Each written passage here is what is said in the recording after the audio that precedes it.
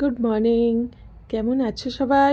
দণ্ডপাট লাইফস্টাইলের একটি নতুন ব্লগে তোমাদের সবাইকে স্বাগত। চলে এসেছি আজকেও একটা ঝকঝকে তকতকে ভিডিও নিয়ে। ওই দূর থেকে দেখো ট্রেনটা এত ভালো লাগে, আমি প্রায় দিন এখানটা এরকম দাঁড়িয়ে থাকতে খুব ভালো লাগে। আর আজকের আকাশটা কি বলবো, তো দারুণ লাগছে। দেখো পুরো পাহাড় পুরো একদম স্পষ্ট দেখা যাচ্ছে, মানে স্পষ্ট না হলেও কিছুটা দেখা যাচ্ছে আর কি। আর আমি তো রান্নাবান্না তো নিচে প্রায় হয়েই গেছে, তো একটুখানি তোমরা জানোই আমি সকালবেলার দিকে একটুখানি হয় ব্যালকনি, নাহলে ছাদ, একটু 5-10 মিনিট যদি না কাটাই না ভালো লাগে না মনটা। তো একটুখানি সময় ছাদে নাহলে ব্যালকনিতে কাটাই, কারণ এই সময়টা খুব ভালো লাগে। বিশেষ করে ছাদে তো খুবই ভালো লাগে, দূর থেকে মন্দিরের গানটা ভেসে আসে, তো এই সময়টা একটুখানি ছাদে কাটাই। চলো, ছেলেটারও টাইম হয়ে গেছে, আগে ছেলেটাকে দিয়ে আসি। আর এই যে বাস দাঁড়িয়ে আছে, তো আজকে খালি খালি, এখনো পর্যন্ত কেউ আসেনি। আমরা একটু আগে আগে চলে এসেছি বলে, নাহলে এইখানটা পুরো ভর্তিই থাকে। আর এখানেও দূরে আর একটা বাস দাঁড়িয়ে আছে। চলো উপরে যাই। কাজ মিটল, আছে কাঁচরার গাড়ি আসার অপেক্ষা। আবার কাঁচরা গাড়ি এলে আবার যেতে হবে নিচে।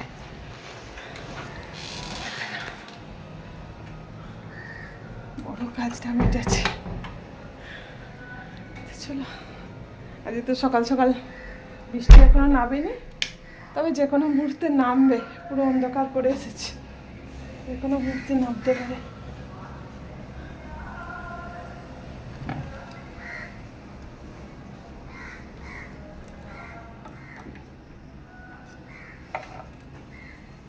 চলো এবার চা বসাই। ছেলেটাকে দিয়েছে, একটু চাটা খেয়ে দে, তো ভাবলাম একটু শুয়ে পড়ি। তো কিছু করতে যেন ভালো লাগছে না, কিন্তু কি হবে, শুয়ে তো পড়েছি ঠিকই, কিন্তু কাজগুলো তাড়া লাগাচ্ছে, বলছে না উঠে পড়, প্রচুর কাজ আছে। কাজ ফেলে রেখে কী করে শুই বলো? তো ভাবলো না, এরকম করে হবে না, এপাশ ওপাশ করে বেকার সময় নষ্ট, তার থেকে আমি বাবা কাজ ছাড়ি। তো চলো কাজগুলো এবার ঝটাপট সেরে নিই। চলো লেগে পড়েছি এবার কাজে, কারণ আমাদের গৃহিণীদের কাজ যতক্ষণ না হচ্ছে ততক্ষণ মাথার মধ্যে একটা কিছু চাপ থাকেই বলো।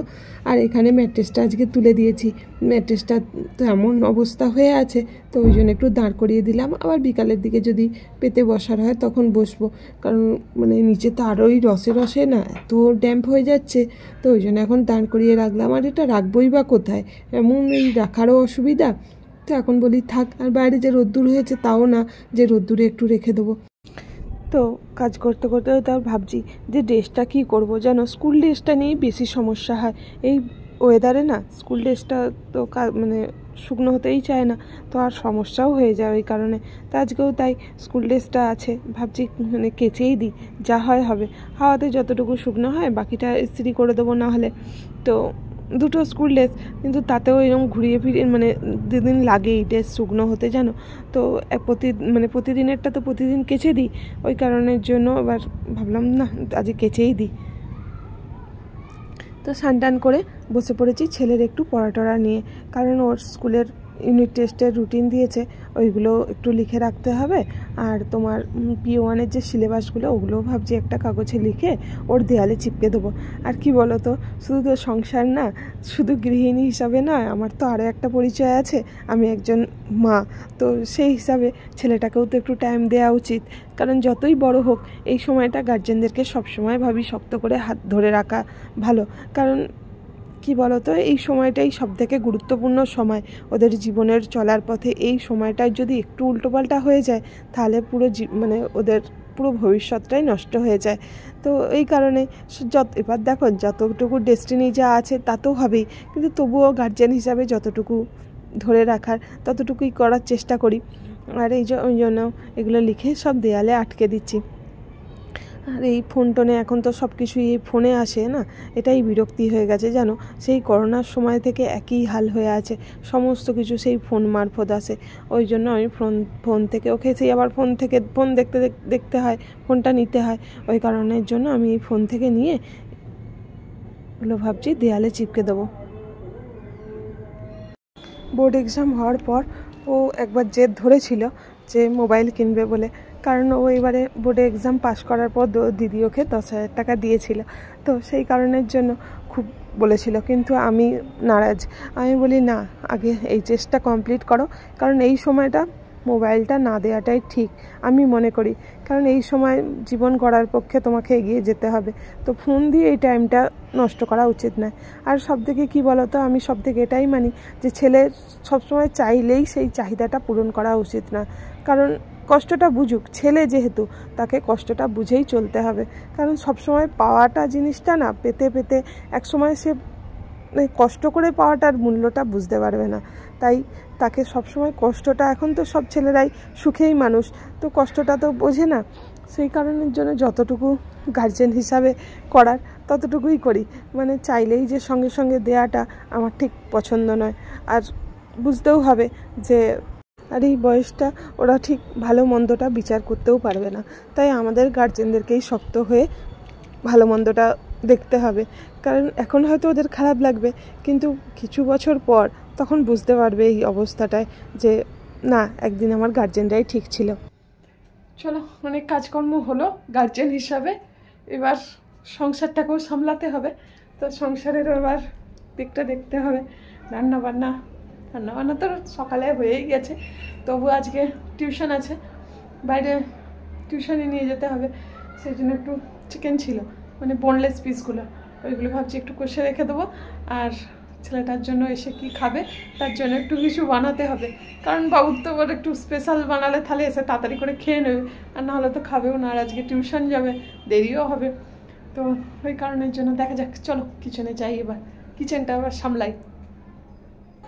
তো চলে এসেছি এখন রান্নাঘরের কাছে, আর এই যে বোনলেস চিকেনগুলো যে থাকে না, ওগুলো দিয়ে ভাবলাম আজকে একটু ওই কষা কষা মতো করে রাখি, রাতে রুটির সঙ্গে হয়ে যাবে, তো আমি এরকম করেই করি একদিন, কারণ এগুলো দেখো চিকেনের মানে যদি একদিন চিকেনের সঙ্গেই করে ফেলি তো 3 পিস থাকে, তো এটাতে তো আর সেরকম কিছু হয়ও না, আর খেতেও সেই বিরক্তি লাগে, 3 পিসের জন্য এমন কিছু হয়ে যায় না, আর চিকেন নেওয়ার সময় আমাদের এখানে তো এগুলো নিতেই হয়, বোনলেস পিস একটু দেবেই, তো ওই কারণের জন্য এগুলো তো সে খাওয়াও যায় না, আর এই জন্য রেখে দিই, দিয়ে এগুলো অন্য একদিন বরং হয়ে যায় রুটির সঙ্গে,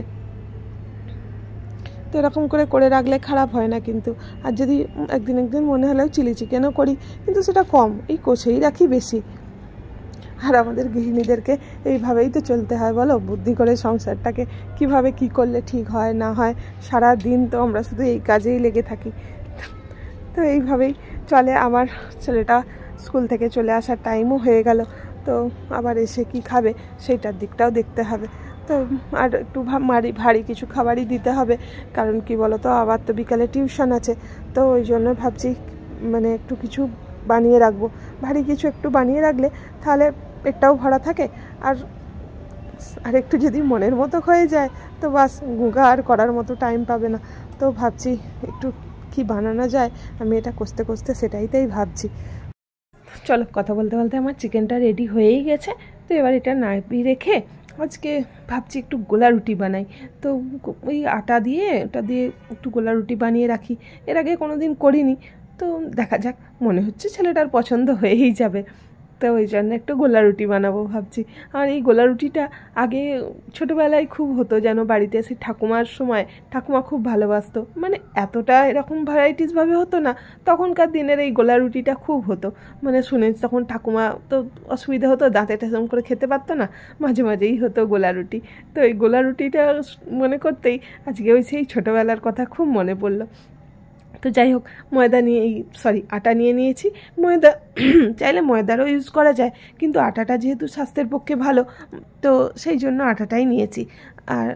আর এটার কি জানো তো, জলটা ঠিকভাবে দিতে হবে, কারণ বেশি একটু যদি পাতলা হয়ে যায় তাহলে চাটু থেকে অনেক সময় ওঠে না, ভেঙে যায়, তো ওই জন্য জলটা সবসময় পরিমাণ মতো দিতে হবে, তো একবারে না জল দিয়ে না অল্প অল্প করে জল দিলে সব থেকে ভালো হয়। তো এই যে অল্প একটু তেল দিয়ে তাতে একটু কালো সর্ষে আর একটু জিরে আর ছোলার ডাল, তো ছোলার ডালটা আমি ভিজিয়ে রাখিনি, কাঁচা ছোলাই দিয়েছি, তো দিয়ে এগুলো একটু ভালো করে নেড়ে নেবো। আর সবজিপাতি বলতে একটু গাজর, একটু কাঁচা লঙ্কা আর একটু ক্যাপসিকাম এই দিয়েই বানাবো। আর যদি আরও কেউ এক্সট্রা সবজি দিতে চাও তো দিতে পারো। তো সবজি এক্সট্রা দিলে কোনো খারাপ হবে না, ভালোই লাগবে, কারণ সবজিগুলোও শরীরের মধ্যে যায়। তো চলো, আমার এটা প্রায় হয়েই এসেছে। এগুলো ভেজে নিয়ে আর ব্যাটারটায় দিয়ে দিলেই হয়ে যাবে। চলো, কাজ করতে করতে তোমাদের কাছে আমার একটাই অনুরোধ, আজকের ভিডিও যদি তোমাদের ভালো লেগে থাকে বা আমার চ্যানেলের যে কোনো ভিডিও যদি ভালো লেগে থাকে তাহলে প্লিজ একটা লাইক করে দিও। তোমাদের একটা লাইক, একটা কমেন্ট আমাকে পরবর্তী ভিডিও বানাতে অনেক মোটিভেট করে। তোমাদের যদি মনে হয় আমি ইউটিউবে একটা জায়গা করে নিই, তাহলে চ্যানেলটা সাবস্ক্রাইব করে পাশে থাকতে পারো। আর দেখো, আমার এইটা এই যে ভাজা ভাজা হয়েই গেছে। তো এতে ভাজার সময় আমি কিন্তু লবণ দিইনি, কারণ লবণ দিলে এ থেকে জল বেরিয়ে আসবে আর এর যে কাঞ্চিনেসটা নষ্ট হয়ে যাবে। তো ওই জন্য লবণটা দিয়ে নিই। আমি ওই ব্যাটারেই যে একটু লবণ দিয়েছিলাম, তো ওতেই হয়ে যাবে। তো চাইলে এতে কেউ একটু চিনিও অ্যাড করতে পারো, কিন্তু অনেকের বাড়িতে আবার যাদের সুগারের প্রবলেম আছে তারা চিনিটাকে অ্যাভয়েড করে যেও। তো একটু এবার এর উপর একটু ধনেপাতা ছড়িয়ে দেবো, দিয়ে এবার একটু তেল ব্রাশ করে নিয়েছি, দিয়ে এবার এগুলো দিয়ে দেবো। আমি তো অতটা ভালো পারি না, কারণ আমিও কোনো দিন করিনি, জানো, আমিও আজকেই প্রথমেই করছি। তো যা হয় দেখা যাক। তো দেখছি তো একটাও ভেঙে যায়নি। চলো, ঠিকঠাকই হয়েছে। এবার ছেলেটারও খেয়ে দিয়ে খুব পছন্দ হয়েছিল, জানো, আমি ভেজে ভেজে দিচ্ছিলাম।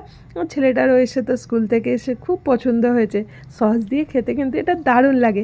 তোমরাও বাড়িতে একবার ট্রাই করে দেখতে পারো, বাচ্চার টিফিনের জন্য খুবই ভালো। চলো, আমি ভিডিওটাও এখানে এন্ড করছি। সবাই ভালো থেকো, সুস্থ থেকো। দেখা হচ্ছে আবার নতুন একটা ভিডিও নিয়ে। চলো, আজকের মতো টাটা।